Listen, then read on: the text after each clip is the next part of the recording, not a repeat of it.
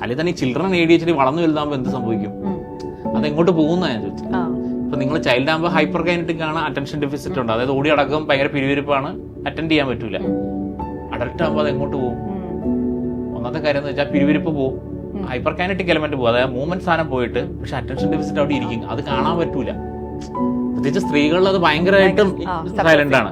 And അത് സ്ത്രീകൾക്ക് ഒരു അലങ്കാരം കൂടിയാണ് നമ്മുടെ കൾച്ചറിൽ. അതായത് അവളൊരു മനസ്സിലായില്ലേ, അവളൊരു പാവം വലിഞ്ഞു നിൽക്കുന്ന കുട്ടി, വലിയ ഇങ്ങനെ ഡം ബ്ലോണ്ട് എന്നൊക്കെ പറയുന്ന പോലത്തെ കൺസെപ്റ്റ് ആണ്. എത്രമാത്രം അത് അങ്ങനെയാണോ അത്രയും നല്ലതാണെന്ന് ഞാൻ പറയുന്നത്. അതുകൊണ്ട് തന്നെ സ്ത്രീകളിലൊന്നും ഒരിക്കലും ഡയഗ്നോസ് ചെയ്യപ്പെടത്തില്ല. അത് ഓൾറെഡി സ്റ്റഡി ഉണ്ടായിരുന്നല്ലോ, ഇപ്പോൾ BMJ സ്റ്റഡി ഉണ്ടായിരുന്നു, അതിൽ BBC അത് ഡിസ്കസ് ചെയ്തിട്ടുണ്ട്. കാരണം സ്ത്രീകളിൽ ADHD ഡയഗ്നോസ് ചെയ്യപ്പെടുക എന്ന് പറഞ്ഞാൽ ആണുങ്ങൾ ഡയഗ്നോസ് ചെയ്യുന്നതിനേക്കാളും ഭയങ്കര പാടാണ്. കാരണം ആണുങ്ങൾ അഗ്രസീവായിട്ട് ഇത് ചെയ്യാൻ പോകുന്നവരാണല്ലോ, മറ്റേ